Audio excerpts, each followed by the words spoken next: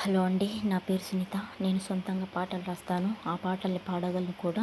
ఈ పాట ఎందుకు రాస్తానంటే రైతన్న కష్టాన్ని వర్ణిస్తూ ఈ పాట రాశాను. నేను రాసి పాడుతున్న ఈ పాట మీకు నచ్చినట్లయితే మీ బంధువులకు కానీ ఫ్రెండ్స్కి కానీ షేర్ చేయండి ప్లీజ్.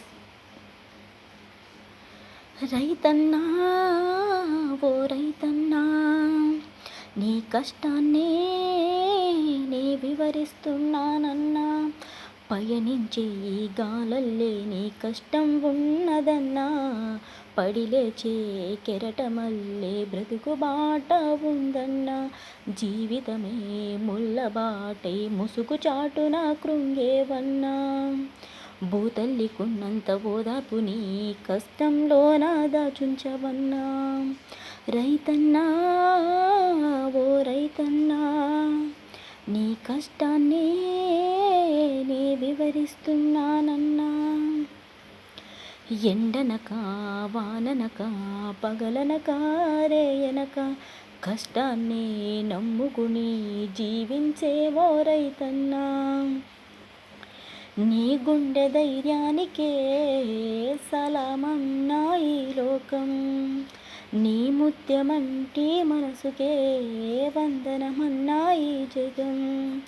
ఈ భూమాతను నమ్ముకుని అప్పులు చేసి పంటలు పెట్టి రెక్కలు ముక్కలుగా చేసి రక్తాన్నే చెమటగా మార్చి పెట్టిన పెట్టుబడులు రాక అప్పులు తీర్చే మార్గం లేక బలవంతంగా మరణానికి పాల్పడే ఓ రైతన్నా.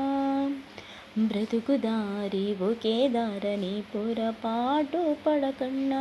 బ్రతుకుదారులు ఎన్నో ఉన్నాయని నీవే గుర్తించన్నా.